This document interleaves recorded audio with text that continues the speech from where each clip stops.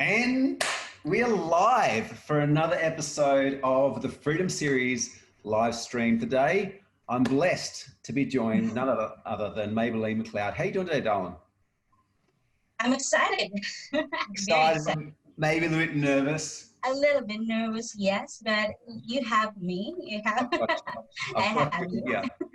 It's going to be amazing. Today I want to share, you've been instrumental with both your assistants within the Game Changers and the amazing outsourced team we have here, team of VAs, virtual assistants from the Philippines, but also more recently in your role within Alchemy Outsourcing, which is around like, what is it, chief recruitment extraordinaire. Yeah, I don't know. I'm actually wearing many different hats under Alchemy Outsourcing. So yeah. Outstanding. So if you're tuning in live from any of the platforms out there in the interwebs today, welcome. If this is your first live stream show, welcome.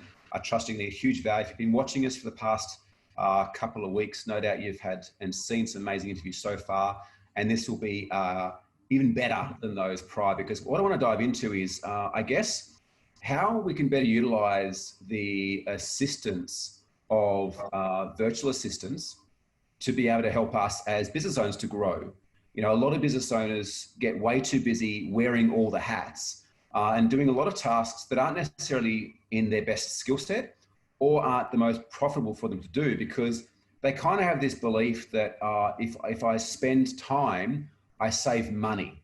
Yet it's a little bit of a poverty mentality, spending time to save money, where we should be looking to spend money to save time, provided that the money that we're spending saves us time that we can invest into higher growth areas. Now, that being said, my team are trawling the different platforms online, here to sort of feed your questions through to us at any point in time. So if you have questions for me or Maybelline, please jump in the chat, let us know.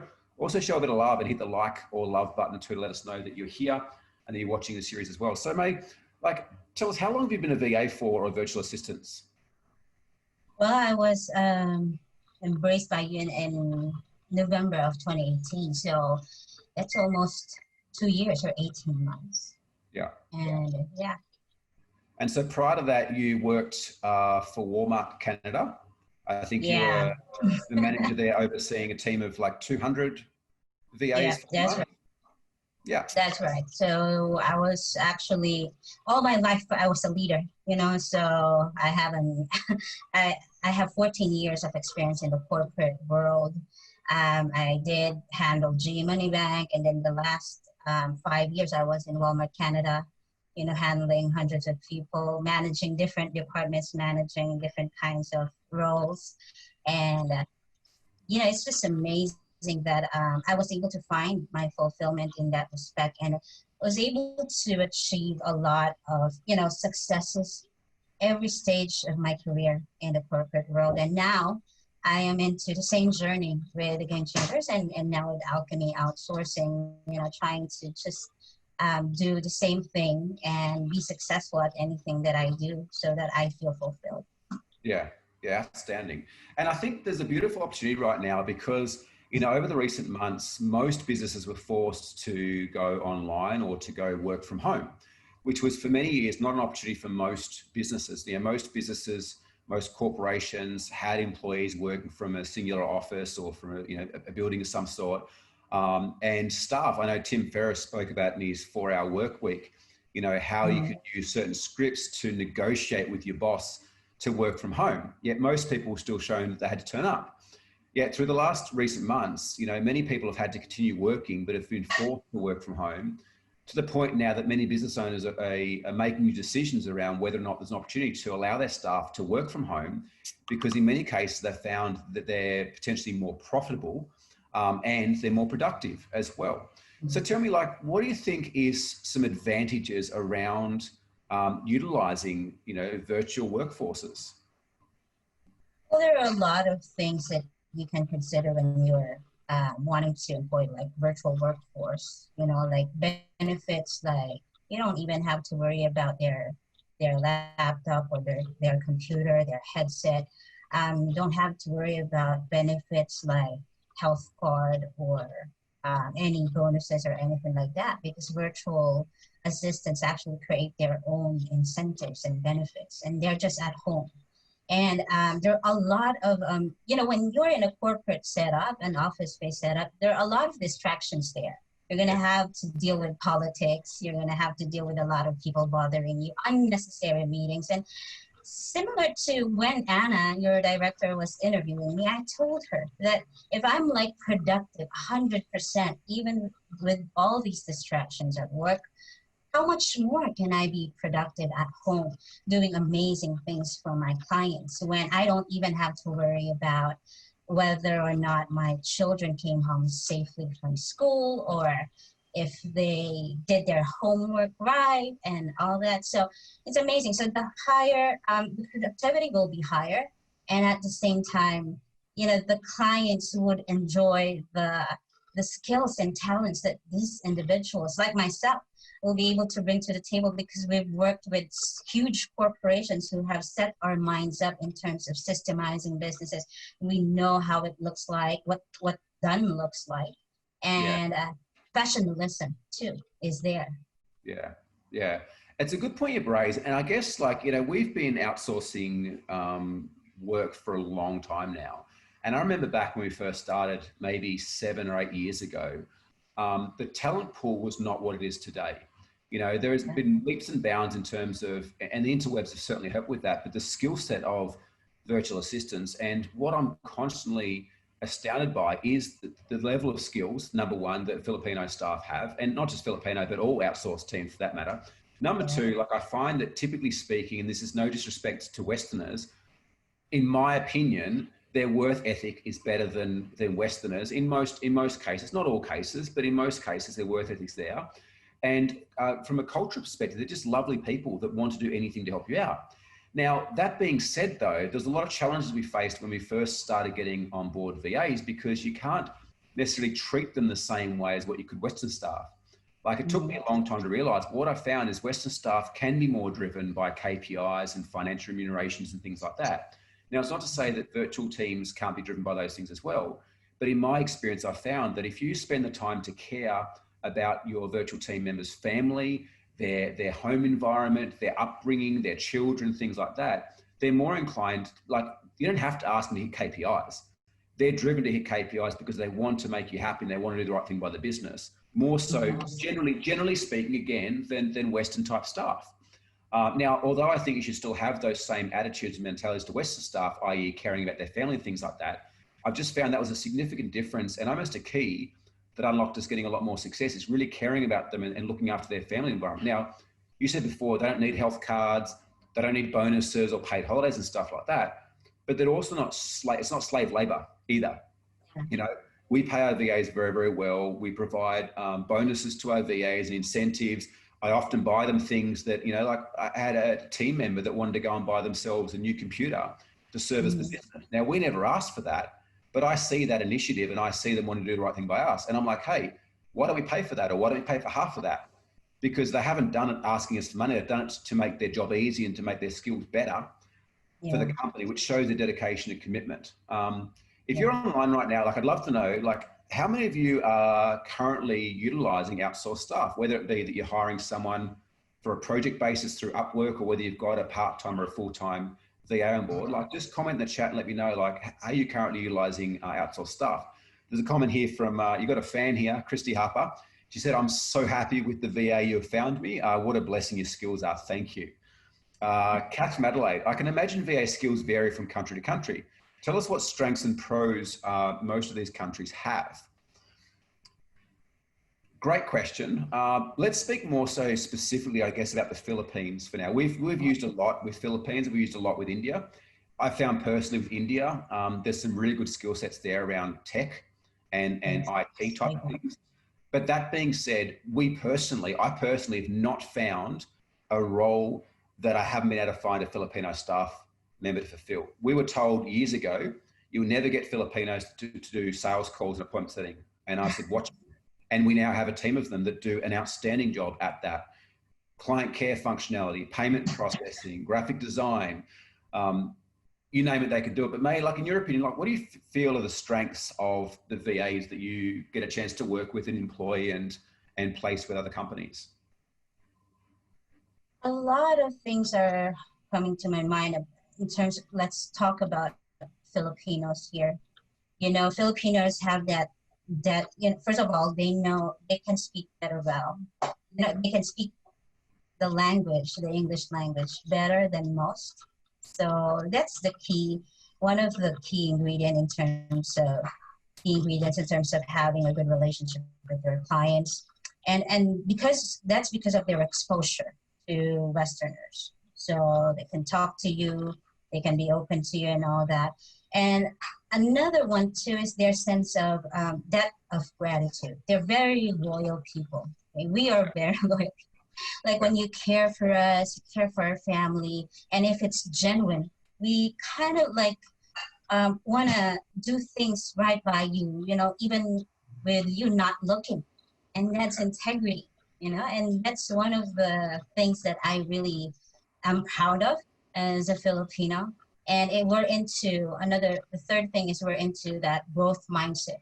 We want to be able to improve ourselves by dealing with clients who come from, you know, who are world class citizens who can teach us one thing or two about the world and be exposed more in terms of business and in sharpening our skills. Yeah. Yeah, it's interesting too because the Philippines was heavily influenced by US for a long Yeah. time, and somewhat in a positive way and somewhat in not so positive way. You know, there's a lot of stories around how badly Filipino staff were treated by these US-based companies. And that's one thing I found as well is that there's a strong alliance between Philippines and Australia because typically, you know, a lot of Filipinos report how amazing it is to work within and for Australians. And I totally agree with what you say. Like my team, you know, we don't monitor pay slips, timesheets. We don't do any of this screen grab or screen capturing of what it is. Most of my VAs have access to my Facebook account, to my Instagram account. They're in there every day posting on my behalf. They've got access to my credit cards, to my bank account details. Yet there is never a question mark that I have whether or not they're doing the right thing by me. You know, now part of that is because of the recruitment process we have, but part of it is generally their nature. Now, in saying that, we have made bad hires. Years ago, we made bad hires and we had VAs that ghosted us. They would be at work one day, the next day they'd be gone and you wouldn't be able to find them. Now, we haven't had that experience for a long time, but can you talk about like what, if I was a business and I was wanting to attract or to hire a VA, what are some of the tasks or what are some of the things that you think would be suitable to pass on to a virtual team member? I would always say repetitive tasks and tasks that are going to be, you know, occurring daily. Those are the kind of tasks that you want to give to them so that they don't get bored. They have something to do every day. They feel like they're really employed. And then you want to also give the tasks that are things that you don't like doing, you know, like things that are probably not your strengths, so that you can go ahead and brainstorm with the brilliant minds of virtual assistants and, you know some more ideas on how you can improve your business.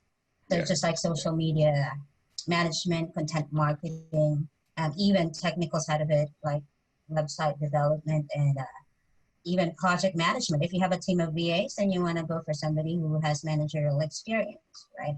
And then you can also tap into their skills, their talents in terms of appointment setting, soft skills, hard skills. Like they can call your clients, chase for bills, unpaid, a lot of amazing things that they can do for you. Yeah, as I shared before, like we personally haven't found a limitation of what VAs are able to do for our company. And even to the point you mentioned something before, like we have a number of VAs that are managing external teams for us, managing external contractors in marketing and so forth, managed by a virtual team member. So there's huge amounts of benefits from there. Let's talk about, what I'd like to talk about, I look back at the past and I think that there's many times that we failed hiring virtual teams. And I used to think that it was because they were bad hires. Now, I've realized since that I think many of them were good hires, but we were bad leaders. We were bad managers.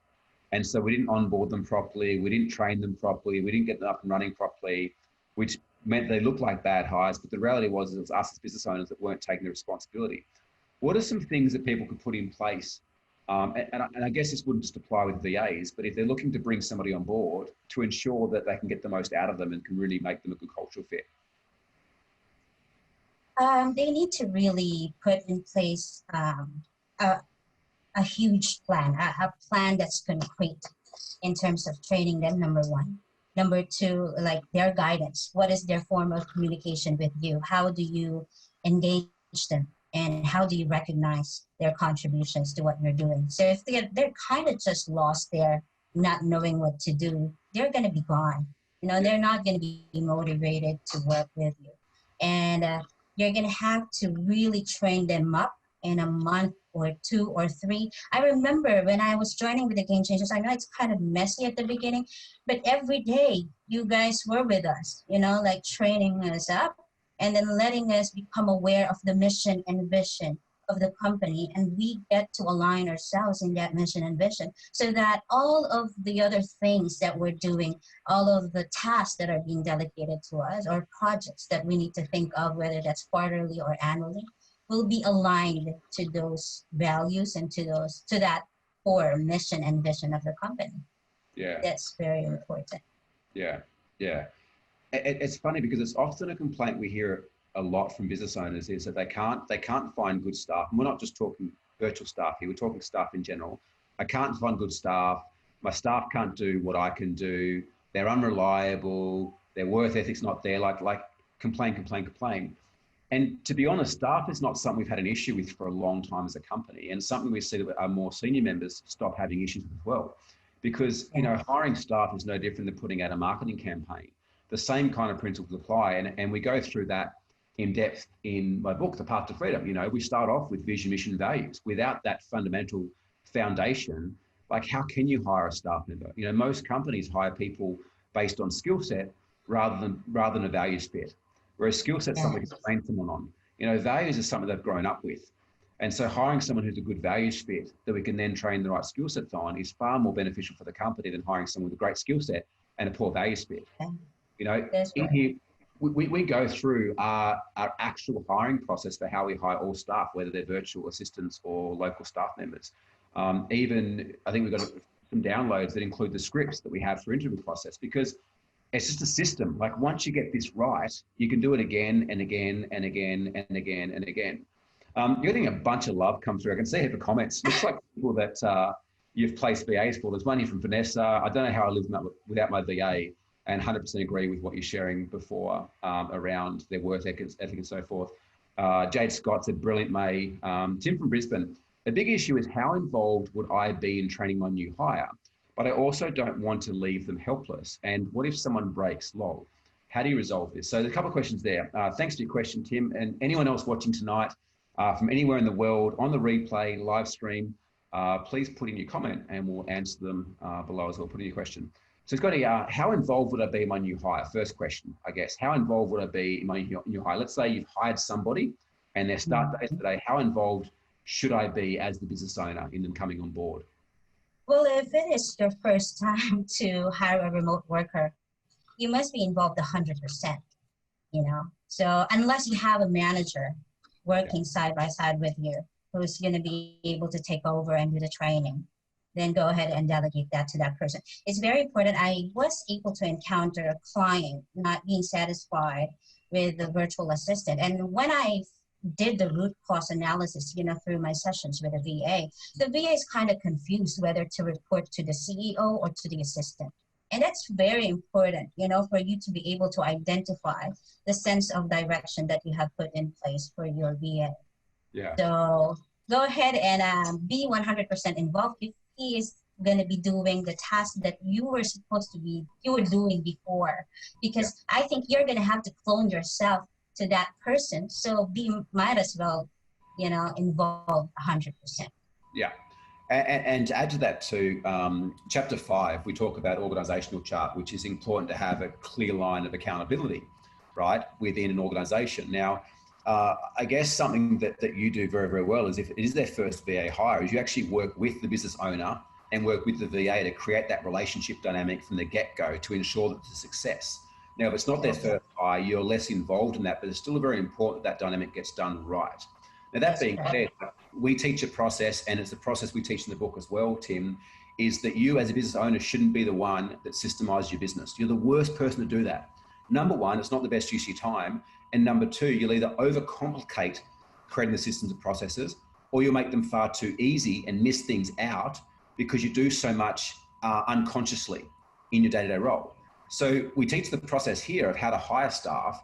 And then when you get them set up, all you really need to do is onboard them effectively into the vision, mission, and values of the company, set up a meeting cadence around how often you're going to meet and the topics to discuss during the meeting, which we also give the framework around in this as well. But then from there, it's a matter of actually allowing the VAs to kind of sink or swim. And that's all staff members. If you've done the right job in hiring, if you've done the right job in hiring the right staff member, it's important to allow them some space to, as you spoke about here, some space to kind of break or to grow. Because it's often through our breakdowns that we have breakthroughs. And if we're micromanaging staff, VAs or normal staff, number one, why do we even hire them? Like, it's going to cost us more time and it's going to cost us more money to micromanage them. And number two, you're not actually conditioning them in the get-go to be able to resourcefully operate in their role. So part of it is onboard them properly into the vision, mission, values, set the guidelines and standards and the cadence of when you're going to meet, and then step the hell out of the way. You know, teach them how to do something, record it on Loom or screen share software or something.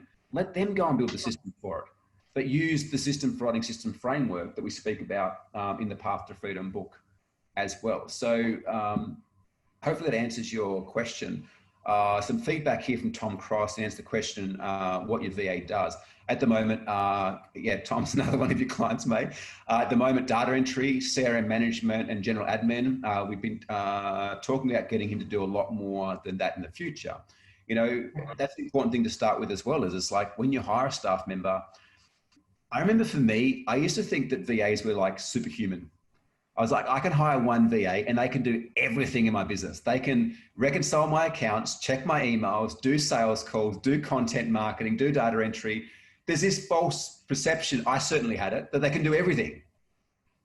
Yeah, because you're going to leave us to figure things out and we're going to be rock stars at doing it. Yeah, but that was why we failed so much. You know, now it's like, bring them in, task them on doing the most critical thing that's going to save you the most amount of time or make you the most amount of money, right? Either or both. Get them experts at that and then give them something else and something else and something else. The hardest thing in the beginning is them actually getting used to how you communicate and used to them delivering a result that's what you expect as a business owner, because there's a communication issue there. Once you've given them one or two things and they take on board what you say and they deliver the result that you expect, it's very easy to go and scale that up and give them more tasks and more things to do. And as you said before, mate, like, they're very resourceful to train themselves up as well. Agree. Yeah. What's the most fulfilling thing you find about your role? Did you say fulfilling? Yeah. You know, like what I said, you know, I was an operations manager for a lot of people. It was very stressful, right? But what's good is when I transitioned to becoming a freelancer or a virtual assistant for the Game Changers, I was the same thing. And I realized, you know, before, when I used to think about leadership, it's in just 4 corners of my office or at my company. And now when I joined you, I was amazed by how much reach I can do globally around the world. You know, I can talk to you while you're in Australia. I can talk to any Filipino VAs and coach them and mentor them and see a lot of changes in them professionally and in their lives, even in their personal lives. So that's what's fulfilling about my role in Alchemy and the Game Changer. Yeah. What's the worst experience you've had as a VA?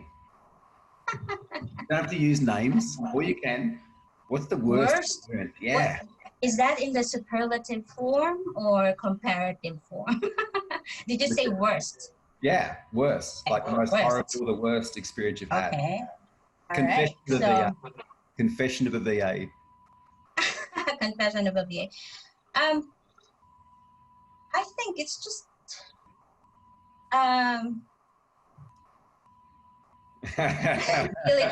dealing with like emotions I think, because, that's one of my opportunities, areas for improvement, should I say.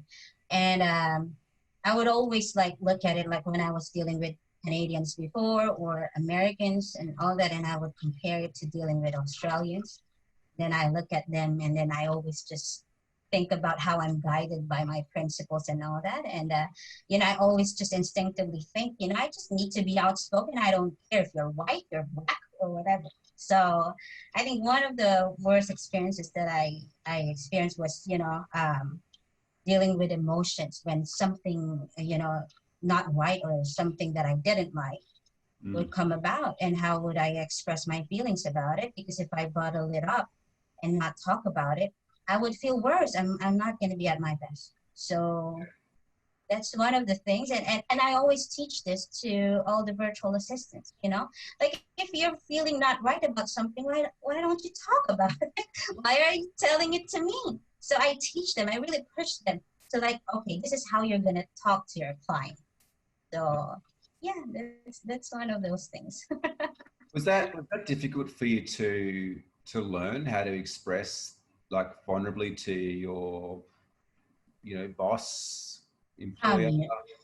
It's not supposed to be, but I think Filipinos were born and were taught to, when they're in school, they would just go ahead and say yes or no to their teachers. Not really kind of like, like in the first world country, you're really gonna be told to raise your hand and say something and ask questions, and that's the difference. So I'm very lucky, very fortunate that I came from a Chinese school where it's so competitive. Every year of my life, I'm achieving great things because, we were taught to be outspoken. I had classmates who were Australians or Americans or Indians, and I was exposed at a very young age. So the lack of exposure is what's making them not talk. And if they find some sort of comfort or some advice from me and say something like, hey, and they listen to stories coming from me on how it panned out, how it happened, and how I did it, I give them some sort of strength and ability that, hey, you can do it too. If I did it, you can be able to do it. Yeah, I love that. Love that. Thanks for sharing. We had a question here from Tim from Manila. And if you're joining us live, please hit the love button. Let us know that you're there. And feel free to put in any questions you've got for myself or May during this live stream as well. So Tim from Manila, May and Barry, please tell us the best VA plus client success story that you know. May, what's the best VA success story you've got? My story. My story. My best VA story. No, let's talk about the VAs that I have. There are VAs that I helped through, like they couldn't even talk well or speak well. But then when I interview them and I see that their values are actually aligned with my personal core values, or, the basic values like integrity, and then the willingness to learn is there, I really take my time and, giving them free sessions on how they can improve on nailing that interview, because that's the important thing. They need to talk to the client during the interviews. And then best story is several times I was able to do it, 2, 3 sessions, 4 sessions, and they were able to get it. They were able to get through, and they're really thankful about that, because now they can become, they're a virtual assistant who can be able to take care of their parents who are actually suffering from cancer, and they're very thankful of their client because they're treated so nicely, that they're always appreciative of their efforts, of what they're doing. And when I hear stories like that, it just gives me goosebumps that at least I was able to help a little bit, and the clients are so happy about it, and the clients are saying my mornings are better, why didn't I do it before, and all that. And until now, I'm just shocked that VAs are actually sharing those stories to me, and it's life-changing for them. I never forget. So I flew over to the Philippines, December 2018. That's right. I was just 1 month old. Yeah. Yeah, just after Christmas time to spend New Year's, and flew all you guys in, the team, into Davao. And I'll never forget, I had a conversation with Pat, one of our VAs who's been with us for about 4 years, maybe Yeah. longer now. You know, Pat joined us in client care, very shy, very quite withdrawn, didn't have a lot of skill sets outside of some that we hired her for at that particular time. And we moved forward and found that she wasn't the best fit for the client care role, although she was doing it. Pat now is one of the most valued assets we have in the company. She is phenomenal in terms of her skill set when it comes to web development. She does a lot of member portal stuff, like a whole bunch of things. But I remember that trip, she sat around and shared with me that she grew up. So we went and bought a bunch of food and took it to a local school and donated it to kids and to parents that are less fortunate than us, which was something we did, a charity thing over there. I remember Pat shared with us, she was crying doing it. And she's like, this means so much to me. Like, I used to be that child growing up. People would come here and deliver Jollibees, is the food that we delivered. She's like, Barry, I grew up on nothing but rice and salt. Like, I was brought up eating rice and salt as a meal, right? And I was getting teary hearing her share this. And she's like, because of you, I've just purchased a block of land to build my own home, right? She'd been with us for 3 years, 3.5 years at that time. And through working with the Game Changers, she'd purchased a block of land. And from the get-go, when she joined us, she always wanted to kind of be off the grid and out of the system. And to watch her grow and evolve and come into herself to do that is amazing. And only last week, my EA, Trisha, who does all my executive assistant stuff, she's also does appointment setting for us. She moved into her new house and she's actually bought a house with a partner, like it's their first own home together. And she said the same thing, like this wouldn't be possible without employment with the Game Changers. And I guess for me, that has so much meaning to see that these amazing human beings, these amazing people that have had these less fortunate backgrounds than so many of us have over here in the Western world, through employment and doing an outstanding job, has been able to, you know, buy a house for themselves or buy blocks of land, you know, buy cars for their parents. And it's not because we pay them huge amounts of money. Like, sure, we pay above the award wages, but it's just because of the significant currency difference between Australia and the Philippines as well. Yeah, and when they used to work in the office before in the corporate setup, they were earning less because of so huge taxes. They were actually being deducted some contributions. You know, they have like a basic salary that's high, but then they also, you know, the expenses also come to play in terms of travel, Barry. You know, like or you know, like when you treat your friends, for example, for me, you know, like for me, when I used to work as a manager, I would treat a lot of people, and that's already out of the equation, and that means savings for me. Yeah. It's an incredible opportunity. So tell me, like, what do you see happening in the virtual space and businesses moving forwards, based on obviously going through this recent COVID thing and opening up a lot more opportunities? I know that a lot of BPOs in the Philippines weren't able to operate, had to shut down. Like, what do you see is going to be a transition now from what we've just been through, or what's your thoughts on that? Yeah, I just spoke with two of my friends last night on Zoom for an hour and a half, and they came from Wells Fargo Bank.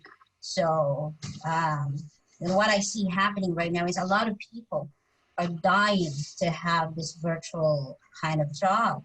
And it's because they're afraid that there's no vaccine yet. So a lot of them will be exposed out there. And there's not even like mode of transportation. If they don't have a car, then they're going to have to walk, you know? So there's a lot of obstacles that they're facing right now. And they want to go ahead and ask the same questions to me on a weekly basis. I would always get inquiries like how to be like you, how to transition from an office work to freelancing, or how to become a virtual assistant. And now it's actually, these talents are now available to all Australians. Yeah. All Australians, Americans, all, you know? all businesses around the world have got access to incredible talent. Yeah, and that's what's exciting about it. And as long as they understand what it takes, you know, because it's not a walk in the park. When I started, I think, okay, I'm exposed to a lot of skills. I know what to do, but it's not a walk in the park. You know, you're going to have to be really resourceful And then you're going to have to do something even when no one is looking, and your resilience, will be tested. So I always talk to them about these things that I've experienced, and how do they set themselves up for success is very critical. Yeah. And they need to find the right match of client, that they're going to be working with. I'm really fortunate, that Trisha, you're one of your VAs is my friend, and I was highly recommended. For them, they're struggling. They're struggling to look for an ideal client. I'm lucky I found my ideal. Yeah, yeah, absolutely. And I guess that's the thing, like if you're a business owner, entrepreneur right now, maybe you're a sole trader, maybe you have a team, maybe you've tried virtual assistants in the past, or maybe you haven't tried them yet. Personally, I highly recommend it as a proven and profitable strategy to grow your business, because they can do a lot of the tasks that are repeatable. They can do a lot of the tasks that maybe you've find it hard to find the exact right skill set locally. And saying that though too, because of that exchange difference in the rate of pay, you get them at a fraction of the cost of what you'd pay maybe a local staff, and you get someone that's more hardworking, more committed, 9 times out of 10 an amazing culture fit as well if you do your due diligence right. But I just think it's a very, very powerful way to grow your business, because as a business owner, especially earlier stages, we're doing the cleaning and we're doing, the bookkeeping and the accountancy and the marketing and the sales, and, we're doing the delivery of the product and thing. We're doing these different things. But the reality is often we do it because it's like, A, we think that no one else can do it as good as us, or B, because we can't afford to hire somebody else. Yet there's all these different tasks that bring in a different return on investment. And if sales or delivering the thing or installing the thing is where you make your money, why would you be investing your time doing bookkeeping? Or why would you be investing your time following up quotes or chasing debtors? A lot of business owners have a huge amount of money owing to them in debtors. Yet for the cost of, a couple of $1,000s a month, they could hire a full-time VA to chase debtors up, to keep them, at a suitable level, to, follow up lost opportunities or new quotes. So I just think that it's an amazing opportunity, as you mentioned before, that there's more talent available now than ever before, and incredible talent that have worked in high-level positions. Like May, you ran a team of 200. That's a super high-level position. To then have you frontlining for Alchemy Outsourcing, like hiring VAs and placing VAs is phenomenal. So Tim said again, for Barry and May, what's the prospects for Alchemy Outsourcing ahead, expanding overseas? What Southeast Asia countries in the radar? I heard many in Indonesia willing to train. I'm wondering, Tim, whether you're asking like in terms of expanding talent pool or expanding in terms of client. Like currently outsourcing, Alchemy Outsourcing services clients all around the world. And particularly for this point in time, we've just focused on Filipino staff purely because there is just so many amazing staff there, and we know the culture so well. What would you share, mate? Did you say, what can I share about the talents of Filipinos? Well, yeah, Tim's question. So what's the prospect for expanding overseas? Is there any Southeast Asia countries on the radar? I heard many in Indonesia would be willing to train as well. Yeah, you can source, people from India or even in any country at all globally. But, I'm just really particular with helping my Filipino community, have some sort of stable jobs and all that. And because of the pool of talents and their exposure and their experiences, they need to put that into good use, in improving a lot of businesses. Medium businesses, small businesses are just helping a client get through the day without working 15 hours a day. That's our focus. How can we outsource?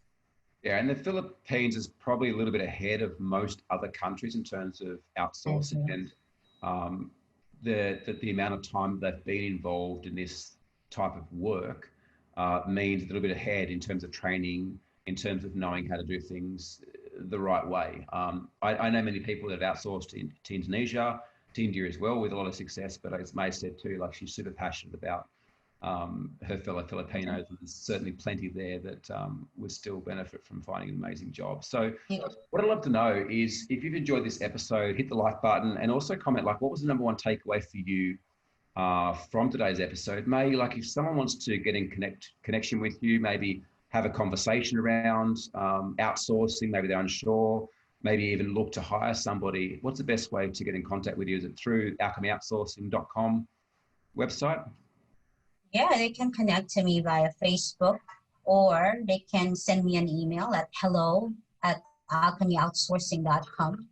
I will talk to Lily, or, send me an email or a message on Facebook. It's actually going to be easier because I'm going to be able to reach out to you immediately, give you a phone call like I always do, and then start from there. Fantastic.